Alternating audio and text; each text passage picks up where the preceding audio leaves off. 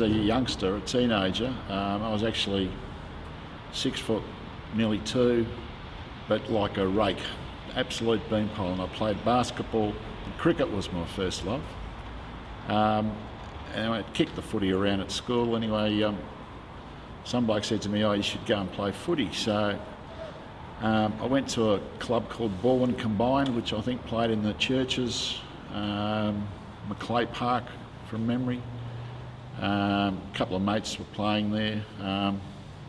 Anyway, they put me at full forward. I think I kicked 100 goals in the first year, won the best and fairest. Well, the next thing I know, I've been invited to play at Canterbury as a 16-year-old. And still a beanpole, running around with obviously grown men.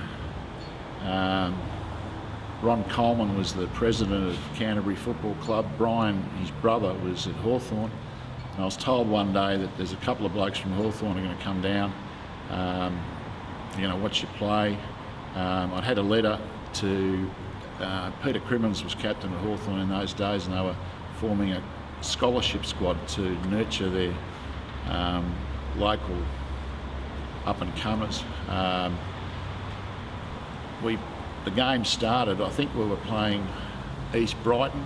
I got knocked out in the first 5 minutes, so what happened after that, I thought, well, that's it, that's the end of my football career. But anyway, we played the year, we played finals. I actually had a reasonable year, trying to avoid people more than anything else, but I did find the footy a few times. I got invited down to Hawthorn. One look at me and they said, "Well, you're going to have to beef up, son." So I got introduced to Brendan Edwards. Went down to the gym and I thought, this is a bit hard, but I started doing weights. I was asked to play under 19s, but my parents thought I should concentrate on my studies. So I played another year at Canterbury. And then the following year I went down and played under 19s at Hawthorn. First day down there, a roly-poly guy came up to me and said, "G'day, you must be new too. I'm Robert Domenico. Dipper and I have been best mates since." Played a year of under 19s, won the under 19s best and fairest, got put up the reserves halfway through the year. The irony of that was Dipper was runner-up, and it didn't really hit me until Dipper won a Brownlow medal long after I'd retired that what could have been, I suppose. We could all have stories like that. Played another year at Hawthorn in the reserves. Had a little bit of trouble at university, had to miss, well, it was a late starter at pre-season. My coach, the coach at the time said, "Oh, if you don't start pre-season with everyone else, you're not going to be playing." Anyway, cut a long story short, I passed the exams I needed to pass to stay in medical school, and the next thing I know, I'm being approached to come down to Camberwell. And I was still keen on playing footy at that stage, so came down to Camberwell, I think it was in 1978. Ray Smith, I think, was coach. I've seen a nice bunch of guys. I think the year was uneventful, except that I, again, didn't duck, and one of the Oakley players clipped me and I broke my cheekbone, so I missed about 8 weeks. But I remember the day because we were playing Oakley and there was a big bloke standing in the goal square, and I said to someone, "Who's that bloke?" Oh, they said, "He's famous, it's Bob Johnson." But I think we won that game. My face blew up. Someone picked up that I'd hurt myself, and when you miss 8 weeks, it's hard to get back into it. But 79, I came back, did pre-season. Was actually extremely fit. I ran a marathon that year.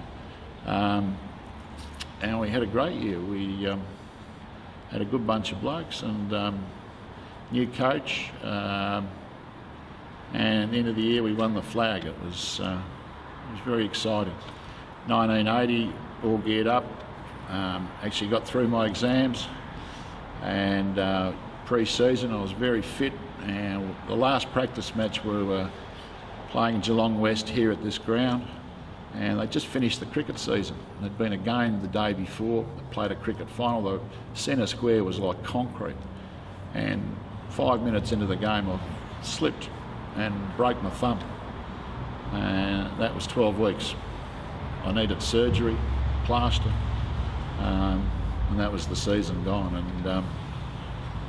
And I started training for the following year, and then the thumb was no good, and effectively work was occupying more and more of my time as a young hospital resident, and I effectively gave it away.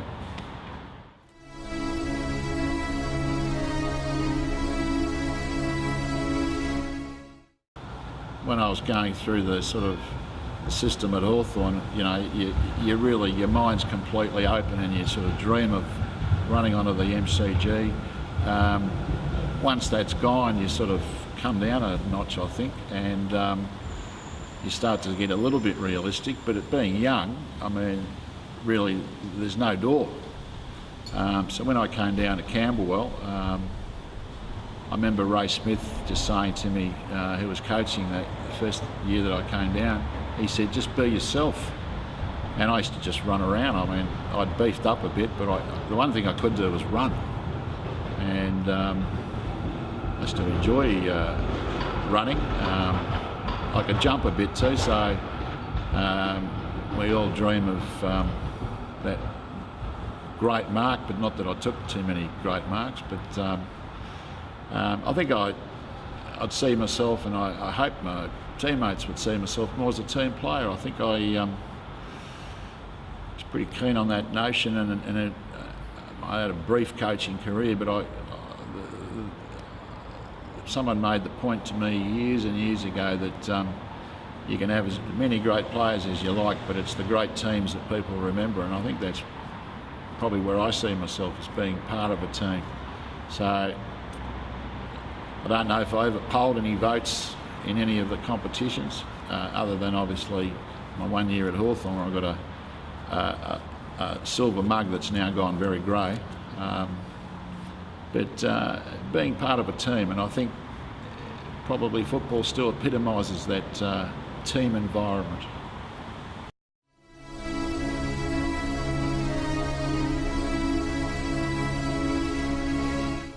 We were doing the warm-up before the 79 grand final. I think the players were in the zone, as they say. That was despite having the club psychologist absolutely drain us of any interest on the Thursday night before the game. But we were doing the warm-up in the Paran rooms. They weren't spacious, but they were accommodative. And there were glass windows everywhere. And the coach at the time, Graham Phillips, decided he wanted to join in. So he got in the middle, and before you knew it, I had the ball. I kicked it at Graham. Graham ducked, and it went straight into a window. Glass went everywhere. The warm-up stopped. Did it make a difference? I don't think so. I think I was certainly pumped up that day. A little bit of white line fever, if you like. I don't think we were going to get beat that day. I think, was it that funny? I suppose someone could have been hurt, but at the end of the day, they shouldn't have glass windows in change rooms. It was an even game. It was windy. It was warm, I think, from memory. We'd already had a little bit of drama in the rooms before the game, and it was an arm wrestle, probably until about the 10-minute mark of the second quarter. And I distinctly remember words that I think Alan Jeans used subsequently about, when it's your turn to go, you should go. And the ball was about 30 yards away, and Oakley were coming forward, and I remember running flat out, grabbing the ball, the parting of the waters. It was like the Moses moment, and just kicking it. I don't particularly recall it being a fantastic kick, but somehow it ended up down in our forward line. Gary Hammond got it, and the rest was history. 6 points to us, and I think that was a sort of pivotal moment of the game. I have a vague recollection of Colin Judd giving me a kiss, but I mean, I may be mistaken there, because I'm sure Colin wasn't in that frame of mind. At half time we thought we were going all right. I don't remember a word the coach said, but I do recall when asked how I felt I was going, I said I was going all right, but if I was moved down forward I'd go better. Well, lo and behold, we'd just started the third quarter, runners out, I want you to go to centre half forward. So being the obliging guy that I was, I went to centre half forward, and I think I probably only had 4 or 5 kicks, but a couple of them, or one of them at least, was a goal. And I do remember sitting on some bloke's shoulders at one stage, and I've got the photo to prove it at home. So Scotty Cowley, I think from memory, went berserk in the last quarter, kicked 3 goals, and my impression was that Oakley had probably stopped running, and I think we ended up winning by 4 or 5 from memory, but don't quote me on that.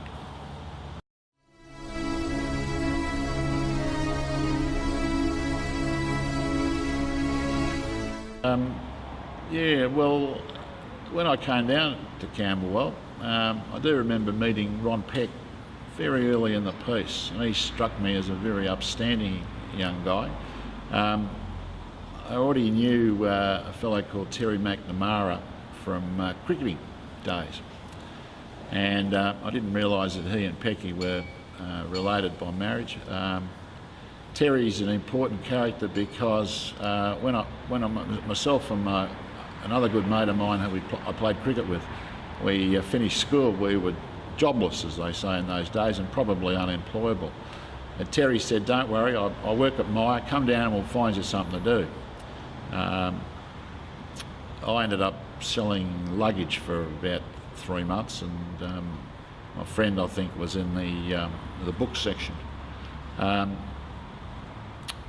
Through Terry I got to know Ron Peck, and obviously you get to meet the other members of the administration, so to speak. But I must say, I have nothing but absolute praise for Ron Peck, not only during my years here at Camberwell, but subsequently I've come across him from time to time. I don't think Camberwell would have been the club they were if Ron hadn't been president. There's a few guys that I remember from my playing days that were on various committees, obviously the club committee and the match committee. Gordon Duff stands out. I mean, there's the least likely looking assistant coach, I suppose, you could ever see.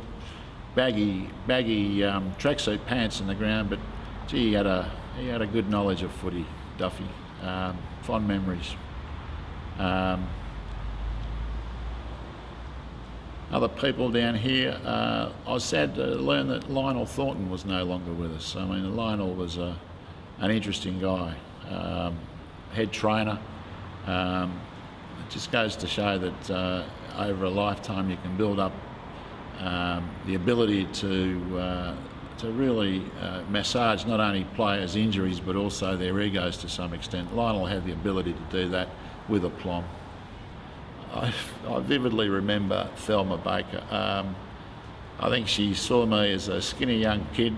It was a bit out of his depth, and she took me under her wing. I remember her, during the match days, she'd be selling pies and soft drinks. After the game, she'd be behind the bar. Always a friendly face. Really, those sort of people are the stalwarts of clubs.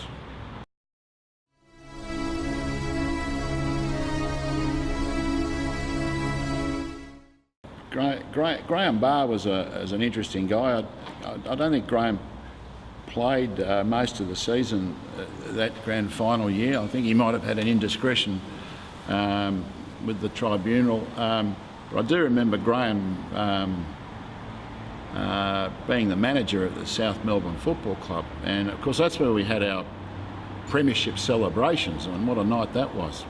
There were a couple of thousand people there. That was a big night. Graham was a tough footballer, but off the field he was actually a gentle genius. I believe his administrative capacities were beyond his means, beyond his years at least, and I think he did go into administration afterwards. But the guys used to like going down to South Melbourne. I was a teetotaler in those days, so I mean you could get the soft drinks anywhere, but the boys used to like going down to South Melbourne.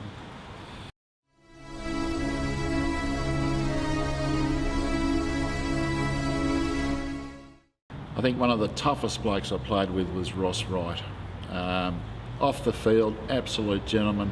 As soon as he crossed that white line, Ross would run through a brick wall. And playing a lot of the time in the back line, it was always nice to know Ross was there. I was always amazed by the ability of Bluey Oliver. Because when you first met Bluey, and I've kept in touch with Bluey over the years through our racing interests, a more mild-mannered male you could never meet. Now, Bluey's probably forgotten this story, but I actually met Bluey when we were probably 13 or 14 years of age. I was playing junior cricket with Canterbury at that stage. Bluey was at Surrey Hills. Bluey was a fast bowler. Big boy. I'm sure he would have intimidated lots of people. He probably intimidated me. My good friend Mark Gardner was up the other end, and Bluey thought he'd be, a bit smart. He'd come and field it silly mid-off, 2 yards from the bat. I very vividly remember the sound of the ball striking Bluey, and it wasn't a pretty sight. And we joked about it years later, and he recalled it as well, so it must have had an impact on him. But Bluey had the ability to flick the ball down to his rover, and the team were away. He also had a bit of niggle about him. Somebody reminded me about a melee before the 78 grand final. To tell you the truth, I have no recollection of it, but I do remember John Hook, who, again, I've kept in touch with John over the years through his various affiliations and at Hawthorn. But I do remember Hookie saying to me, "You stay behind me, son." And I think from memory, John wore one for the team that day. Gary Hammond, didn't know Gary very well. He's a very quiet guy, but gee, he kicked a lot of goals. He had this uncanny ability, one-on-one, to outmark anyone. And he was dead-eyed Dick in front of the goals. He just never missed.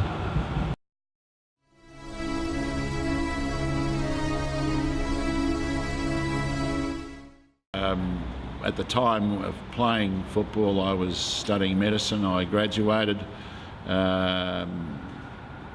decided I wanted to be a surgeon. Started as a general surgical trainee, but then switched to orthopaedic surgery, which is obviously reconstructive type surgery. I developed an interest in shoulders, hips and knees. I qualified, moved to Western Australia, where I live and practice. I've been in the business now for over 20 years. I hope I've got good at it. It's allowed me to meet lots of interesting people.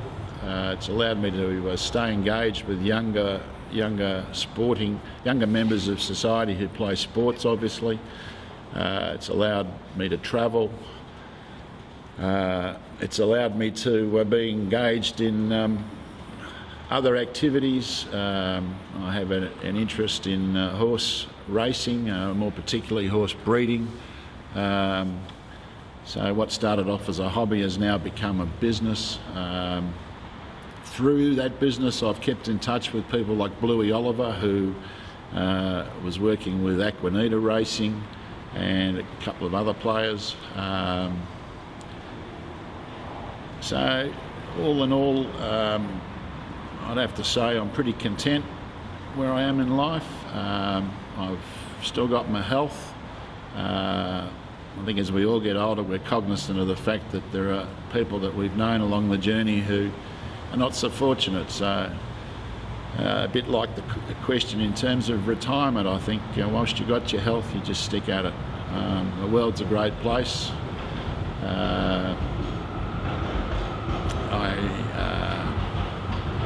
I think I'm in a good space, as they say. You've given your heart to get here and your soul to get it right.